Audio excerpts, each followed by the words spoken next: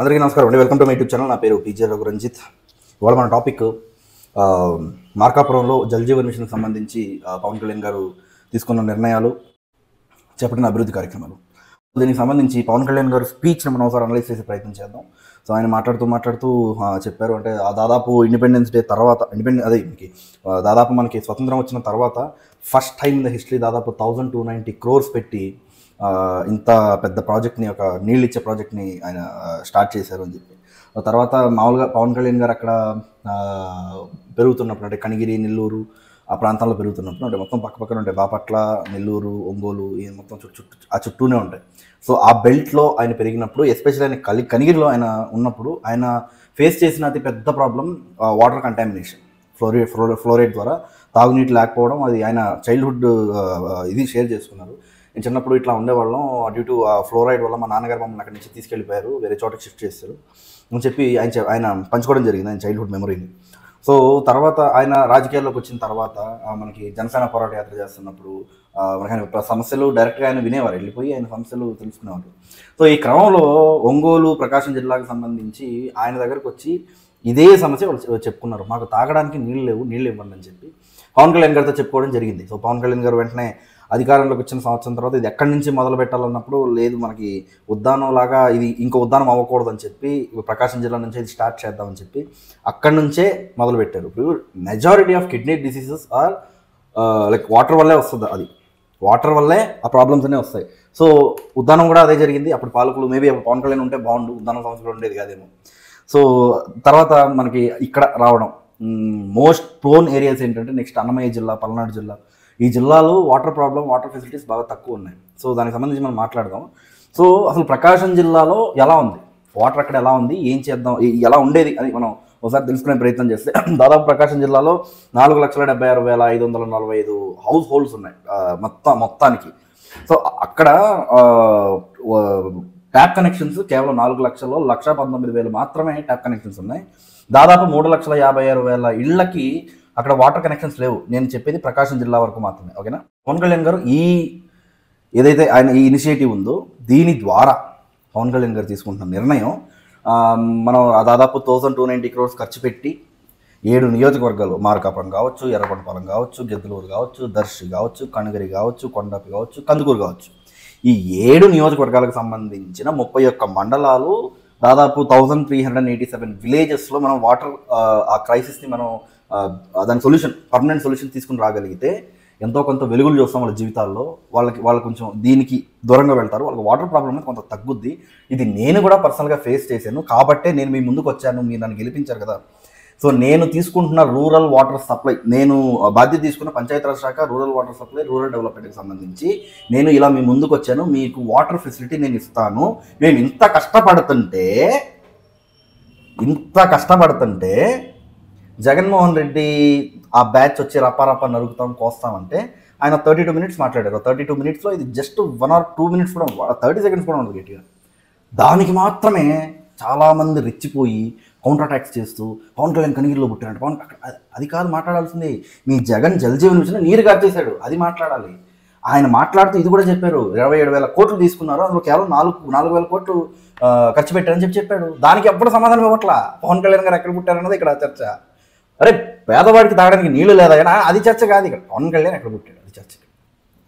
దీని గురించి నాకెంతో ఇష్టమైన వ్యక్తి అంబటి రాంబాబు గారు, పెద్ద ఆయన మాట్లాడుతూ కొన్ని చిలక పలుకులు పలికారు. విందామా, కౌంటర్ ఇద్దామా, మాట్లాడదాం. Okay, comedy. పవన్ కళ్యాణ్ గారు లోకేష్ మార్కాపురం వెళ్ళాడు. ఓకే, వెళ్ళి ఏం చేశాడు? జల్ జీవన్ మిషన్ 1190 కోట్ల రూపాయలతో 1290 తప్పు చెప్పుకో అంబటి రాంబాబు గారు. సంతోషం, ఏదో చేస్తున్నారు. మీరు చేయలేకపోయారు కాబట్టి పవన్ కళ్యాణ్ గారు చేస్తున్నారు, సంతోషం. చెప్పు. సెంట్రల్ గవర్నమెంట్ నిధులు అన్నాడు, మమ్మల్ని ఏదో మీకు తెలియదు కదా, సెంట్రల్ గవర్నమెంట్ నిధులకి, స్టేట్ గవర్నమెంట్ నిధులకి ఆ ఫండ్స్ మనం మాట్లాడింది ఇప్పుడు అంబటి రాంబాబు గారు. మనం ఎప్పుడు బ్రోకి మ్రోలు ఈ రివ్యూ మీటింగ్లు పెట్టడానికి సరిపోయింది. రివ్యూ మీటింగ్ అంటే సినిమా రివ్యూ మీటింగ్ అంటే షాక్లు కదా, అంత సీన్ లేదు లేండి. సరిగ్గా మేము చేయలేదు, మేము పగలు తీసి పారేస్తాము, అభివృద్ధి చేసేస్తాము, మాట్లాడారు. సరే మాట్లాడడం కాదు, కనిపిస్తుంది కదా. పంచాయతీరాజ్ శాఖ ఎక్కడో ఎలా ఉన్నా పంచాయతీరాజ్ శాఖని ఎక్కడికో తీసుకెళ్తున్నాడు కదా. మ్యాజిక్ డ్రైన్స్ తీసుకొచ్చాడు కదా రాంబాబు గారు. ఎందుకంటే మీరు చాలా ఇష్టం అండి మీరు అంటే. నాకు కాంగ్రెస్ పార్టీలో ఉన్నప్పటి నుంచి మేము చూస్తున్నప్పుడు ఇలా తెల్ల ఉండేది నల్లగా ఉండేది జుట్టు. ఎన్టీవీలో మీ ఈయన కేఎస్ఆర్ లైవ్ షోని వచ్చేది, ఈయన మొన్న అరెస్ట్ అయ్యారు కదా ఆయన లైవ్ షోని వచ్చేది 8 గంటలకి. మీరు వచ్చి మాట్లాడేవారు, ఎంత ఇష్టం తెలుసా మీరు. నాకు ఇట్లా చిల్లర మాటలు ఈ గంజాయి బాయ్స్తో కలిసిపోయి జగన్తో కలిసిపోయి మీరు ఇట్లా తయారయ్యారు. మీరు చెప్పండి అసలు పవన్ కళ్యాణ్ గారు మీరు ఎక్కడ ఉంటున్నారు నాకు అర్థం కదా. ఎక్కడుంటే ఏంటి మేవుడి కన్నా 10 ఎక్కువ చేసి చూపిస్తున్నాడు కదా, ఎక్కడుంటే ఏంటి? స్పృహలో ఉంటున్నారా? మేవుడు లేడు, మాకు అట్లాంటి సమస్యలు లేవు సార్. చెప్పండి సార్.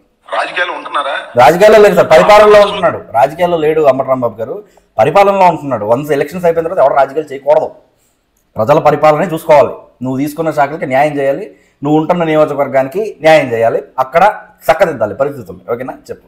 ఏం జరుగుతుందో తెలుసా మీకు? తెలుసు. అప్పుడప్పుడు నిద్రపోతే ఎందుకు రాంబాబు గారు, నువ్వు కానీ నీ నాయకుడు కానీ వాళ్ళ జన్మల్లో ఇలా ఒక నివేదిక వదలగలరా రాంబాబు? చెప్పు నాకు, ఇలా ఒక నివేదిక వదలగలరా? 5 ఏళ్ళు మీరు ఏం చేశారయ్యా? మీ జగన్ ఏం చేశాడు? వదిలేలాగా 6 నెలలకు వదిలేడు. ఈ సంవత్సరం ఉంది, కనిపిస్తుందా రాంబాబు? 1 ఇయర్. చెప్పండి సార్. అసలు రాష్ట్రంలో ఏం జరుగుతుంది, ఎవరు ఏం చేస్తున్నారు అనే విషయాలు మీ దృష్టిలో పవన్ కళ్యాణ్ గారు మీరు మాట్లాడాల్సింది. జగన్ తొక్కిచ్చేశారు కదా, అది మీరు చెప్పాల్సింది. పవన్ కళ్యాణ్ గారు తప్ప ఇక్కడ నేను యాక్సెప్ట్ చేయట్లా సార్. రాష్ట్రంలో ఏం జరుగుతుంది తెలుసా? జగన్ అనే వ్యక్తి పోలీస్ సెక్యూరిటీ ఇవ్వకపోయినా, పోలీస్ ప్రొటెక్షన్ ఇవ్వకపోయినా, పోలీస్ పర్మిషన్ లేకపోయినా వెళ్ళిపోయే కార్యకర్తని తొక్కిచ్చేశారు సార్. తెలుసా పవన్ కళ్యాణ్ గారు మీకు? దాని గురించి మీరు ప్రెస్ మీట్ పెట్టాలి. మీరు కూడా ఈ బొక్కపక్కి ఎదవలాగా, పరిమాలిన ఎదవలాగా మీ శాఖను మీరు గాలి వదిలేసి ప్రజాపరిపాలన వదిలిదొబ్బి మీరు ఇట్లాంటి పనికి మాలిన విషయాల మీద ప్రెస్ మీట్లు పెట్టాలా అని అంబటి రాంబాబు గారు సెలవిస్తున్నారు. ఎందుకంటే సినిమా డైలాగులు చెప్తే సహించాం. అవును, సినిమా డైలాగులు ఏంటి? సినిమా డైలాగులా ఒకటి వేస్తా చూడు, దెంగేయడానికి టైం వచ్చిందా? ఎవడరా ఈ సినిమా డైలాగులు? ఏ సినిమాలో ఉందిరా ఈ సినిమా డైలాగులు? అరే అంబటి రాంబాబు గారు కాదు, వైసీపీ వాళ్ళు అంటున్నా. ఎవడరా రాసింది? నా కొడుకాడు చేస్తా నా కొడుకు. భాష ఏంట్రా రే? ఆ భాష ఏంట్రా? పబ్లిక్లో ఉంటున్నారు మీరు, ఏంట్రా భాష ఏంటి? అంబటి రాంబాబు గారు మీరు చెప్పండి మీ వాళ్ళకి. చెప్పు. నువ్వు రపరప అన్న దానికి ఇబ్బంది లేదు, అట్లా చాలా ఉన్నాయి. మేము వేడతలు మెడకాయలకు వస్తామంటే కరెక్ట్ కాదు కదా. మీరు కోస్తే కోయించుకోవడానికి మేము ఉన్నామా? ఎక్కి దిగుతాం, అలా కుదరదు. పుష్ప సినిమా డైలాగ్ నువ్వు సహించవు, పుష్ప సినిమా హీరో నువ్వు సహించవు, ఎందుకంటే సూపర్ హిట్ అయిన సినిమా కదా అది. పవన్ కళ్యాణ్ గారు అదే అల్లు అర్జున్ గారికి ఎంత మద్దతు ఇచ్చాడో నువ్వు సరే ఇది వద్దులే, ఈ పాయింట్ వదిలే. పవన్ కళ్యాణ్ గారు సపోర్ట్ చేసిన అల్లు అర్జున్ గారు చెప్పారు కదా, మనం చెప్పకూడదు. ఇంకా రాంబాబు పుష్ప 1 రిలీజ్ అయింది కదా, మీ అధికార ప్రతినిధిని పెట్టించి మీరు తిట్టించింది ఏంటంటే, మీరు పుష్ప ప్రొడ్యూసరు కమ్మోడు చౌదరి, ఆ కమ్మ సమాజ వర్గానికి సంబంధించిన కాబట్టి అందరూ రెడ్లు పెట్టాడు పేరని చెప్పిస్తావా? సిగ్గుమానం ఉందా రాంబాబు? మనం మాట్లాడతాం అల్లు అర్జున్ గురించి, ఆయన పేరుతో అర్హతన ఉందా రాంబాబు? నీకు నాకు చెప్పు. ఏమాత్రం సిగ్గుమానం ఉన్నా రాంబాబు? మనం మాట్లాడకూడదు. నేను అల్లు అర్జున్ గారి మీద వీడియో చేశాను, నువ్వేం చేసావు? అల్లు అర్జున్ ఇప్పుడు వచ్చే ప్రేమ వచ్చేసిందే సడన్గా అల్లు అర్జున్ మీద. ఆ రోజు టికెట్ రేట్లు ఎందుకు ఇవ్వాల్సింది కదా. శాసనసభ్యుడిగా గెలిచిన వాడివి ఏమన్నా నువ్వు తొక్కి నారదీస్తావా? బాగుందా? ఉందా నీకు? నువ్వైతే తొక్కి నారదీయచ్చు. ఎవరిని?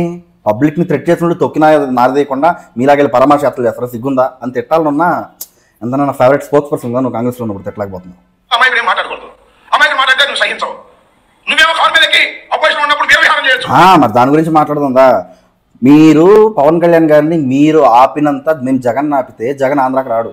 ఎందుకంటే జగన్ పీరుకోడు కదా బేసిక్గా, అతనికి ధైర్యం ఉండదు కదా.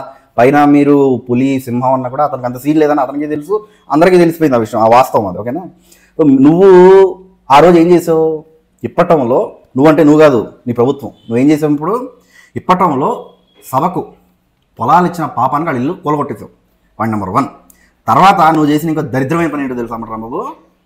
నేను వెళ్తానయా, నేను కలుస్తానయా అంటే నువ్వు వెళ్ళకూడదు, నువ్వు రాకూడదు, నడవకూడదు, నువ్వు బయటికి రాకూడదు, నడవకూడదు. ఎక్కడికి వెళ్తున్నాడు? మీకులాగా బల ప్రదర్శనకి వెళ్తున్నాడా? అది చేయాలంటే ధవళేశ్వరంలో చేశాడు ఆల్రెడీ. ఉచ్చలు పోస్తే కొట్టుకొని పోద్దు మీ కేడర్, అంత జనం వచ్చారు ఆ రోజు. ఓకేనా? అది కాదు ఇక్కడ మ్యాటర్. ఆ రోజు మీరు ఆపారు కాబట్టి అలా వెళ్ళాల్సి వచ్చింది. మరి నువ్వు వైజాగ్ బీచ్లో చేయించింది, మీ కూడా చేయించింది ఏంటి? పవన్ కళ్యాణ్ ఎందుకు అక్టోబర్ 15, 2022 అనుకుంటా, 23 ఎందుకు రానివ్వాలా? చెప్పు. తెలుసు, మీరు చేస్తుంది తెలుసు. అది పవన్ కళ్యాణ్ గారు చెప్పాల్సింది. ఏం జగన్మోహన్ రెడ్డి ఎందుకు తొక్కిచ్చేస్తాను అడగాల్సిందే. నీకు కానీ మీ వాళ్ళకి కానీ అసలు షాక్ అంటే ఏంటో తెలియదు. నీ బతుకు నువ్వు ఎప్పుడైనా ఇరిగేషన్ మినిస్టర్ కదా ఉన్నప్పుడు ఎన్ని రివ్యూ మీటింగ్స్ పెట్టావు? అసలు అన్నమయ్య డ్యామ్ తెగిపోయింది కదా, ఎన్ని రివ్యూ మీటింగ్స్ పెట్టావు? అసలు కన్సెషన్ ఇచ్చుకున్నావా? ప్రజలకి చనిపోయారు కదా చాలా మంది, వాళ్ళ కుటుంబాలకు ఇచ్చుకున్నావా? తప్పు జరిగిందని చెప్పి ఇవ్వలేవు. చెప్పు. ఎవడైసాడు 4000 కిలోమీటర్ రోడ్లు? ఈ బాబు వేసాడంటే ఫీల్ అవుతావు, పెద్దోడే కదా అనకూడదు. ఎవడైసాడు 4000 కిలోమీటర్ల రోడ్లు? ఎవడైసాడు 276 కిలోమీటర్లు బీటీ రోడ్లు? ఎవడు కట్టాడు 15,000 నీటి కొంటలు? ఎవడు కట్టాడు దాదాపు 1,00,000 ఫామ్ పాండ్స్? ఎవడు కట్టాడు 22,500 అది క్యాటల్ షెడ్స్? ఎవడు కట్టాడు? జగన్ వచ్చి కట్టాడా? అటు బతుకులో కట్టలేడు.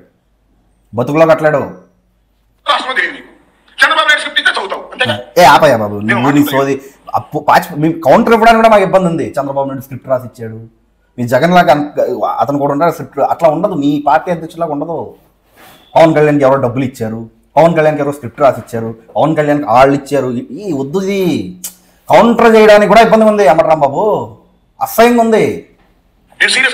చెప్పు సీరియస్ అంటే చంద్రబాబు నాయుడు డబ్బులు పంపిస్తుంది తీసుకోలేదు. బొచ్చు బీకారు 5 ఏళ్ళు, బొచ్చు బీకుతున్నారు 5 ఏళ్ళు. రాంబాబు 2019 నుంచి 24 నీ దగ్గర ప్రభుత్వం పీకుతున్నావు. ఎవరిదైనా ప్రూవ్ చేయాల్సింది. చంద్రబాబు నాయుడు డబ్బులు ఇచ్చాడు, తీసుకున్నాడు, ఇదిగో ఎందుకు పవన్ కళ్యాణ్ నష్ట చేస్తున్నావని. నీకు నీ నాయకుడికి మగతనం లేదా? దమ్ లేదా? ప్రూవ్ చేసే దమ్ లేదా అని అడగాలని ఉంటుంది. కానీ జన సైనికులు అడుగుతారు, వాళ్ళకి సమాధానం ఇచ్చుకోండి. లోకేష్ పంపిస్తుంది. ఈ ఫీలింగ్ అంతా ఎక్కడి నుంచి వస్తుంది? ఖచ్చితంగా చెప్తాను, కాదని చెప్పను. గుండె మీద చేయి వేసుకొని ఓ పవన్ కళ్యాణ్ గారు, నారా చంద్రబాబు నాయుడు నాకు ఫండ్ పంపలేదు పార్టీ నడపడానికి, కారు ఆయిల్ కొనడానికి కూడా లోకేష్ డబ్బులు నీకు. నీ బిల్డింగ్ కడుపుని ఎవరు?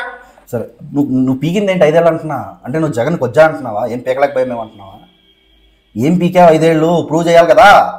ఇంటెలిజెన్స్ నీ దగ్గర ఉంది కదా, ప్రభుత్వం నీ దగ్గర ఉంది కదా, డీజీపీ మేవాడే కదా. పీకుతున్నావు కూర్చున్నప్పుడు. ఏంటి తొక్కల ఆరోపణలు అంటున్నా? ఇదిగో ఇప్పుడు చెప్తున్నా, రే ఛాలెంజ్ రా నా కొడకలరా, రేయ్ ఇంకొకసారి నా కొడుకైనాడు పవన్ కళ్యాణ్ ప్యాకేజీ తీసుకున్నాడు, పవన్ కళ్యాణ్ అది ఇది మాట్లాడారు అనుకో, జగన్మోహన్ రెడ్డి 10th క్లాస్ పేపర్లో కొట్టేశాడు అన్నది నా కొడకలరా తమ్ముళ్ళు పెట్టి మరి వీడియోలు చేస్తాను చెప్తాను. భయంకరంగా ఉంటుంది. చాలా మాకు 10 ఏళ్ళు పడ్డాం మాటలు, కుక్కని కొట్టాడు, కొట్టాం, తంతే పోయి బెంగళూరులో పడ్డాడు. ఇంకొకసారి ప్రూఫ్ లేకుండా మీకు నచ్చినట్టుగా ఇష్టానుసారం మీరు మాట్లాడితే రెడీగా ఉన్నాను. నేను చేసి సరే మాట్లాడను.